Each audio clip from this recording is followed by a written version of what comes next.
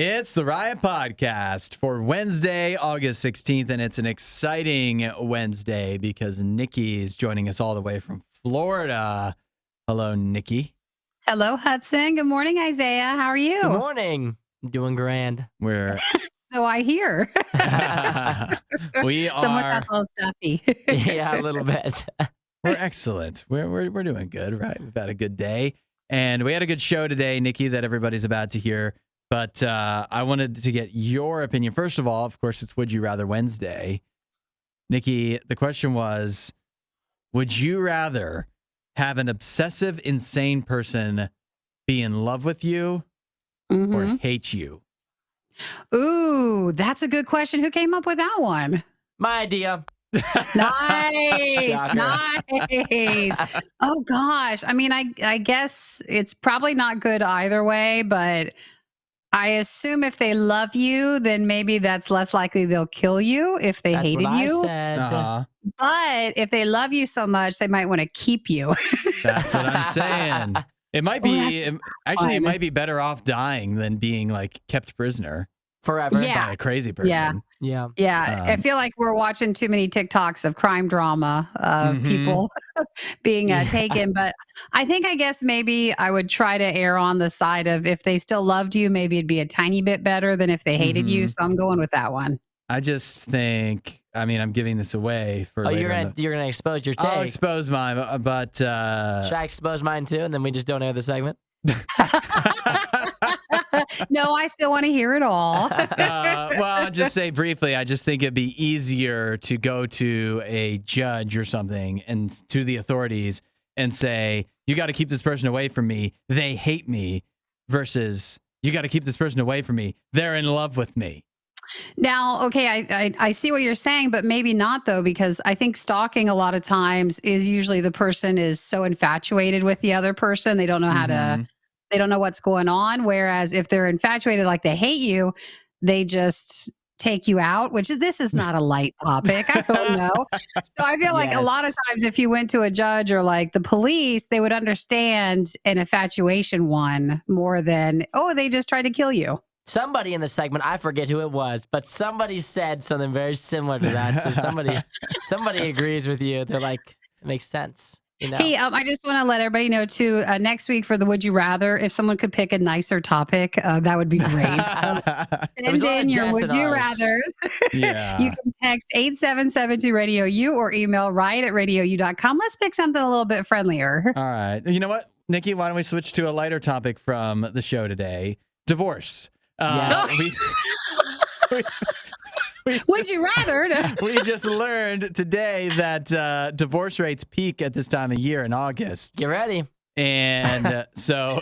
Is it because it's hot out or?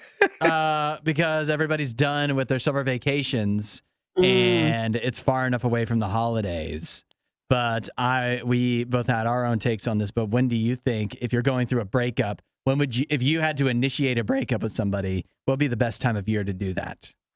Well, I guess if you say it's your parents breaking up and they don't want to upset you, the kids. And so you had a great summer and you had one last family vacation and school's starting again or something. So they hit you right now and it's not too close to the holidays.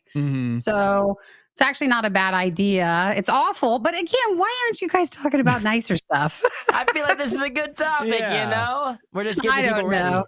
Maybe March or April. How about that? Something like March or April. I said March. I said March. I agree with you. I said that it gets you ready for you have a little bit of time where you can be able to be by yourself, but then you're right into the summer. You can be happy again, you know? Gives you a little bit of time. That's true. Yeah. Find someone else. I had, exactly. I'm not going to give it all away, but I said that I think January is the best time to break up because I think you should. The end of the holidays or? Yep. After the holidays, I think might as well, especially if you're might as well get rid of them. If you go through the holidays, then you're going to wait till March when, you got Valentine's Day in there. Really? In March? No, I mean, if you're, let's say you've already decided and you're just going to be I'm going to break up anytime this year, sometime in the next year I'm breaking up. why would you do it right after Valentine's Day?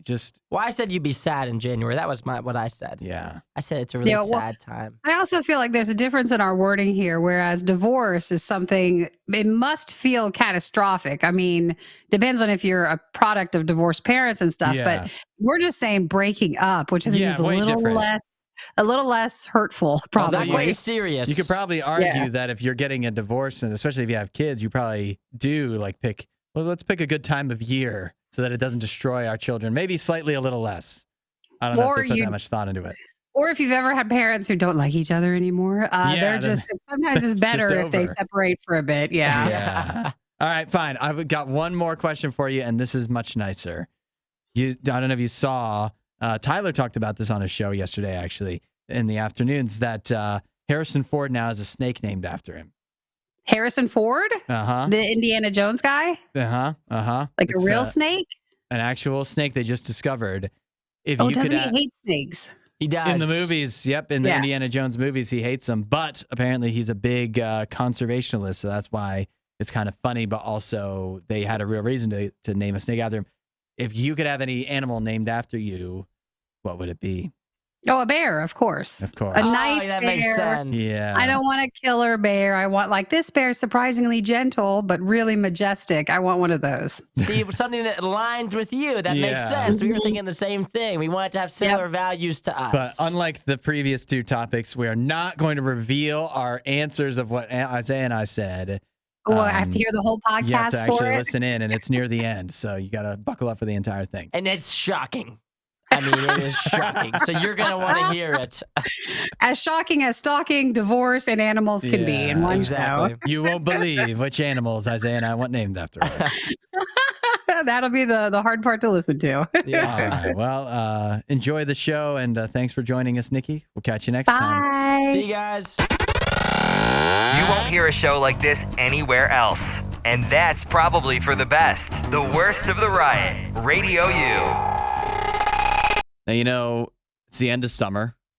A lot of people today start moving into college, I saw. It's big move-in day. My brother's moving in this weekend. There you go. Proves my point. And with the end of summer, also apparently comes the beginning of divorce season. I'm in danger. Dangerous time for some. Yeah, it's trouble. It's trouble right now. Divorce rates consistently peak in August is what I'm seeing here. And so you might be wondering, first of all, why? Why is now the time that couples get divorced? You have any good ideas? Maybe like the fun of the summer is coming to an end. Reality is setting back in, that they don't go to, they don't live at the lake house.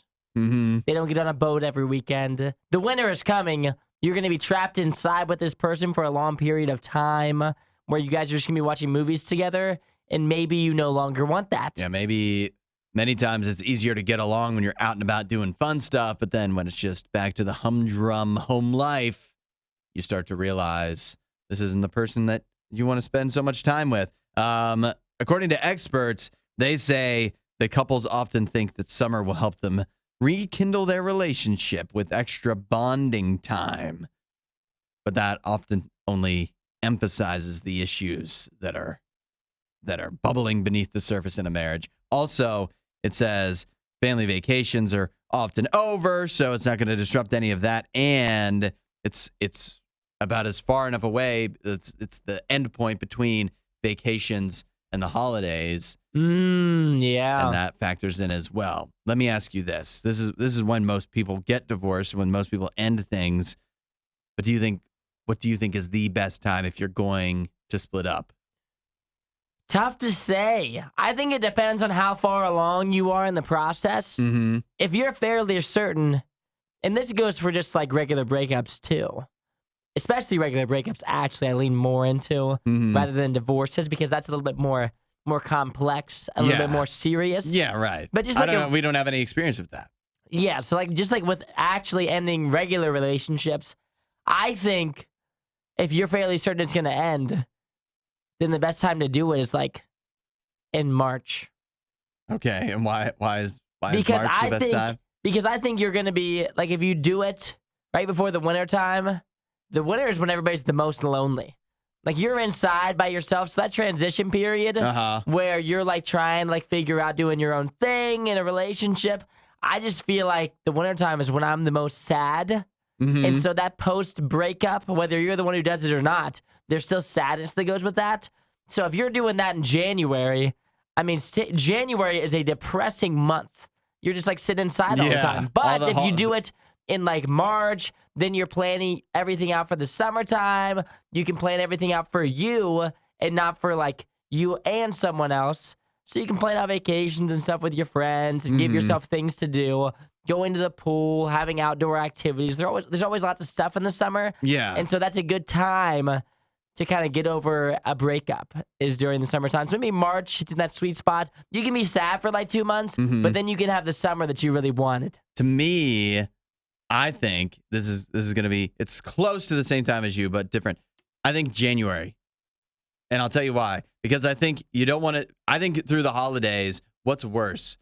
Going to the holidays with somebody you don't really get along with, but then at least I always feel like with couples, they say you're supposed to have a common goal. A lot of times your common goal at family stuff around the holidays can be like both being upset together at the other people in the family. And so you get through that and then you hit January. But what would be worse? Going to the holidays all alone that you just went through a breakup? That's not going to be fun for you. So you wait it out till January and then boom, you have January. You can go through Valentine's Day. You'll feel real good as a guy. You'll be like, hey, everybody else spending all this money, doing all this stuff for me. I'm sure you won't miss your girl at all. Yeah, if you're the one breaking up, if you've made up your mind, that doesn't mean that you're just immune to sadness. No, but if you've made up your mind, you put it behind you that by then, and then that time you're feeling good, and then the springtime comes along, and all of a sudden you're ready to either plan a solo summer, which can be possibly fun, or you're that's prime time for finding a new match. So I say January. January. Give you 6 months to figure it out before the summer. Nobody does it better. The Riot Radio U. It's time for things to change with Xbox. You ever jump on there, you play a few video games, and what happens? People just acting like fools. People are being bad. They just in those lobbies, man. Yeah, they're rough. Yeah, it can be a real unfriendly place, which is why Xbox has announced that they are going to start trying to curtail bad behavior and just be a little more transparent about it. Because in the past, some people, you'd get punished on Xbox. Maybe somebody reported you for something and you get punished, but it's not really clear why. It's not really clear why one person gets one punishment and one person gets another. And so Xbox is now going to have a real transparent policy where the slate is going to be wiped clean for everybody, but they're going to start letting you know how many strikes you have on your account. And you know the old adage, Isaiah. 3 strikes and you're out, buddy. Yeah, but not on Xbox. It's 1, 2, 3, 4, 5, 6, 7, 8 strikes, you're out when you're playing Xbox. 8 strikes? You get 8 chances. 8 chances to clean up your behavior, to clean up your act, or that is when you get a real long ban. When do you start getting worried? I think once you get to 5. 5 strikes? Yeah, that's because when you got to think, these 8 strikes are for the rest of your life. Yeah. And so then that's it. And then you get a real long ban. So, like, you're going to be able to accumulate some strikes over the years if you're a risque player or if people hate you on the game. Because people are going to report you. Even if you just beat them. Oh, yeah. They report you. Even if I do you're that nice. to people all the time. Yeah, if you beat me in a way that I don't agree with, reported. Always. Get them off the game. Yeah, definitely. He's spamming it. Get them off the game. Whatever it is, I don't like it. Yeah, I just make stuff up. And I'm just like, yeah, he said something racist. I don't know. You get him off the game. Somebody's got to read this report, right? Yeah, exactly. Some human being has to see this and know that I was upset that I lost. Yeah, you lose by 50, this kid destroys you, then all of a sudden, report him. Yeah. Send him off. Send him packing. And the good thing for us is if we log on there, we don't beat anybody. Yeah, so we're not going to nobody's get going a to report report. us, and I'm not going to say anything bad either. Now, here's where it would be a problem. Is it a strike to file a false report?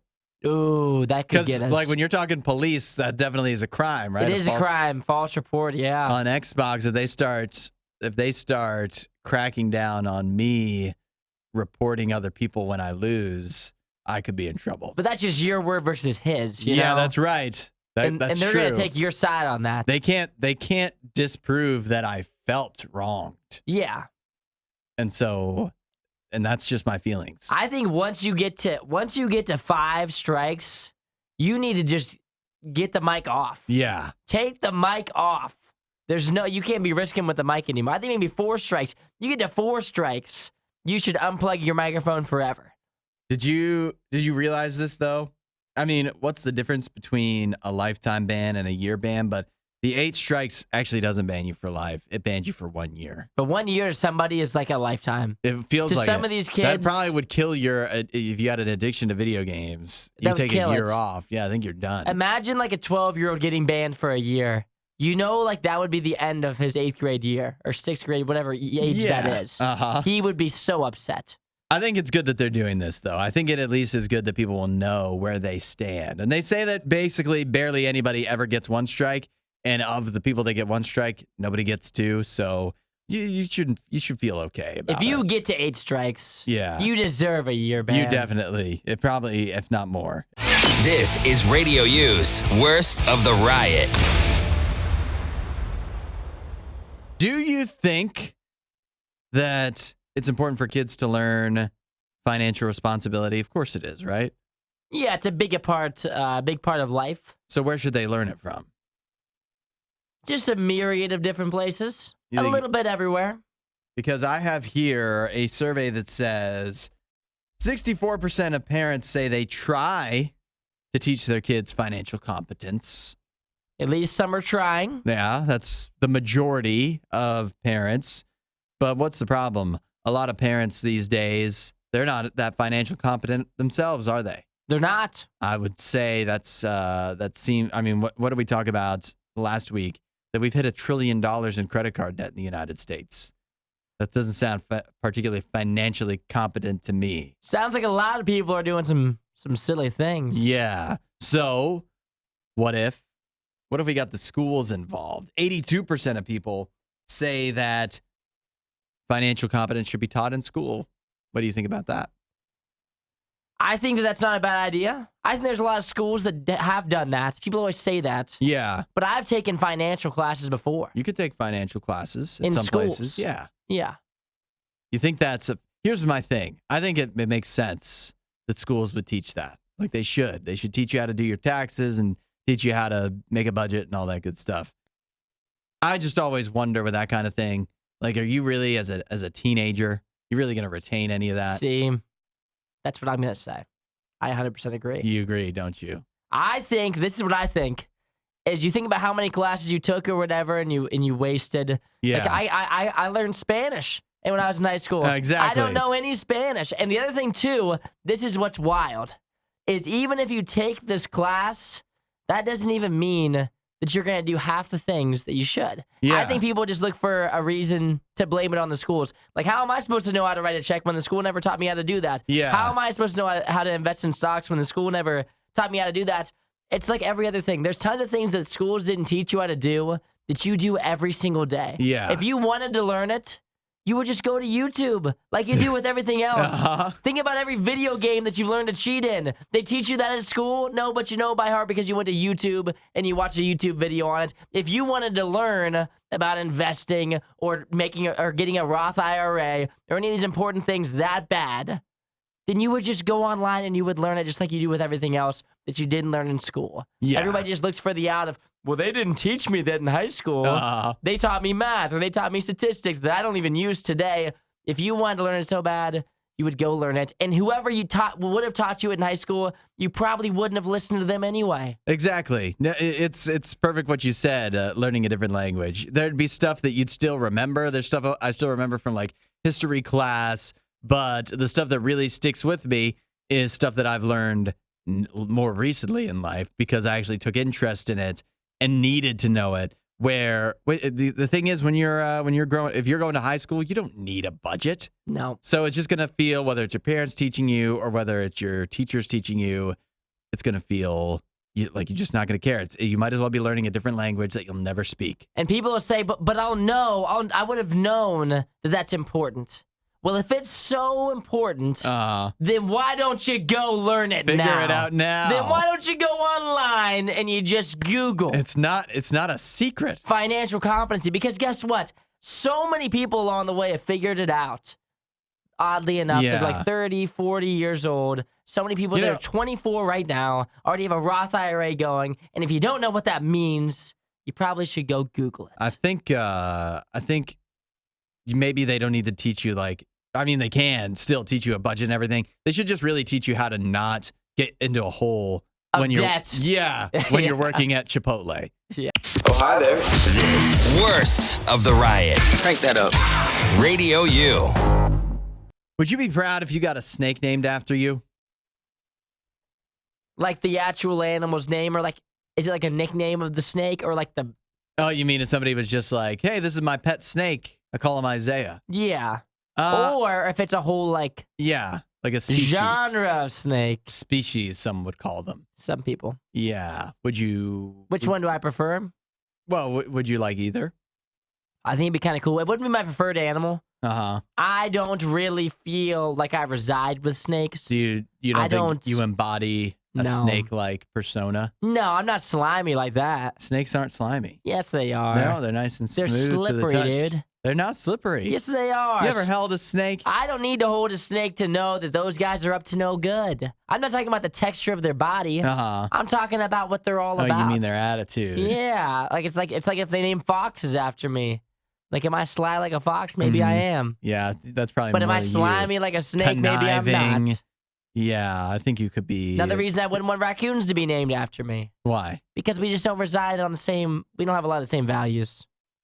Raccoons and I. Yeah. Okay. Now, which animal would you like to have named after you then? That's a good question. I don't know if I'm ready for that answer yet. You need to continue on, and I'll come back to you. I'll tell you. That way I can get it thought out. Somebody does have a snake named after them, a brand new species of snake. You believe they still discover new species of animals these days? Isn't that crazy? You'd think they would have found them all, but they haven't. They just found researchers between Peru and the United States. They work together. They've been doing this mission in the Andes Mountains in Peru, and it led them to discover a new species of snake. So far, they've only found one individual snake like this, but they decided to name it Tachymenoides harrisonfordes. Wait, what was it? Tachymenoides harrisonfordi. The first time, I get Harrison 40, like it's Harrison Ford. Yeah. The whole Tachymenoides. I don't know. I think in like when they discover animals and they're in like the Latin tree, and so there's like a genus and stuff like that, I think maybe the Tachymenoides is like the genus or something, and then there's the species or something. Genus of snake. And then in the family Colubridae. There we go. Now we know. That's tough lingo there. Anyways, the point is they named it after Harrison Ford, which is ironic. I don't know if you know this, but in the Indiana Jones movies, where Indiana Jones portrayed famously by Harrison Ford, Indiana Jones is scared of snakes. That's the one thing he hates. Got it. But that's not why they say they named it after him. They actually named it after him because Harrison Ford, a noted conservationalist, so they wanted to give a little hat tip for his environmental advocacy. And now, for the rest of time, he's going to have a snake named after him, Harrison Fordy. Well, that's cool at least. Will he own one? That'd be my next question. Will he buy one? So far, there's only one individual snake, as in like one. Oh, because they just found him, yeah. Yeah, so I don't know. Harrison Ford, he's 80 years old. I don't know if that's going to work out for him. So maybe, did you figure out which animal you'd like to have named after you? See, I don't know. If I had to pick one, I think it'd be kind of cool if I had maybe a fish that was named after me. What makes you and fish vibe? Because I would probably pick one that's not all that aggressive. And because I think it'd be cool if people could catch it. And they'd be like, look, I caught an Isaiah. I think that'd be kind of cool. If I had to do that, maybe Yeah. a dolphin. That's another And one. then people could say there's plenty of Isaiahs in the sea. Yes, there are. Yeah. So what about you? Do you have one? I thought of like a bunch of nice animals, like a dolphin, Mhm. maybe a bunny rabbit. A dog would be the coolest one, of Dolphins course. aren't as nice as you think. I definitely pick kangaroo. I think kangaroos and I fit well. We're both in excellent shape, very intimidating, but also fun-loving. And I think that sums me up pretty well. That just sounds like you. If I know Hudson, Yeah. that's Hudson. Radio U's Worst of the Riot podcast. But you could speak, I would say, for Cleveland baseball fans. I could. All right. I am a Cleveland baseball fan. Well, you can weigh in on this then. I'm not sure if you've heard of the Native American Guardians Association. Native American Guardians. They also go by NAGA for short. What was it again? NAGA. Naga. And their motto is educate, not eradicate. According to their website, the Native American Guardians Association is a nonprofit organization advocating for increased education about Native Americans, especially in public educational institutions, and greater recognition of Native American heritage through the high-profile venues of sports and other public platforms. They've made a name for themselves recently because in the wake of the Washington football team getting sold, they launched a petition to change the name of the Commanders, the Washington football team, back to the Washington Redskins. That petition has around 100,000 signatures. People have gotten behind that. Now they're turning their attention. Ironically enough, the Native American Guardians Association has started a new petition to change the Cleveland Guardians name back to the Cleveland Indians. See, I said in the beginning, I've said this since the beginning. Mm-hmm. I said the Guardians are not going to stick. I said The Cleveland Guardians. Yeah, the Cleveland Guardians are not going to stick. Uh-huh. I thought they were going to change the name again. I did not think that it was going to stick, and not because I think it's a bad name, Mm-hmm. but I think that once you change it once, then you're just open to as many changes as you just want. get change happy. The Washington football team. Yeah. Then what do we have next? The Washington Commanders. Could it change next year? I would not be surprised. It sounds like the owner is open to it, which is where this whole situation comes from. Because once you change it once, nobody has any attachment to this name. It's not like we're changing Yeah. the Yankees name. Nobody That grew would be up. crazy. We've already Yeah. done the hard part. We've already broken up once. Uh-huh. What's to say we couldn't get back together and break up again? I mean, it's a lot more likely the second time, right? Yeah. And so that's kind of where I am with this. Do I think it's going to go back to the Cleveland Indians? No. Because they Yeah. already tore off the Band-Aid. That It'd be feels crazy a to little- go back. That feels fairly different, which was surprising that it took longer for that to change than the Redskins, but it definitely feels different. See, I would say the Indians, we won't go back to that. But Yeah. I said in the beginning that we should have been the Cleveland Tribe. Because we've always gone by the Tribe. Uh-huh. And so we could have kept at least some of the like heritage and whatnot Yeah. of the previous Indians Mm-hmm. and kept it with the Tribe. But in a more respectful way. Yeah. All right. Well, there you go. Solutions-oriented guy. Maybe you should hit up the Native American Guardians Association and present that argument to them. Because I know that we See can't what go they back to the think. Indians now, because even if whether it's offensive or whatever it is Yeah. considered, people are going to be upset about it. if Some we go people will back. say it's offensive, which is why I think I'd still be surprised if the Redskins came back too. But I don't know. There's a lot of people. Is 100,000 people a lot? No. Wait, 100,000? 100,000. That's a good amount of people. That's how many people have signed the Redskins one. As of this time, about 2,000 have signed the Indians one. But that's not very many at all. No, yeah, you can't go around changing things based off of that. Wasn't that a great Riot clip? While you're here, you should watch more of our videos and subscribe so you don't miss what we do next.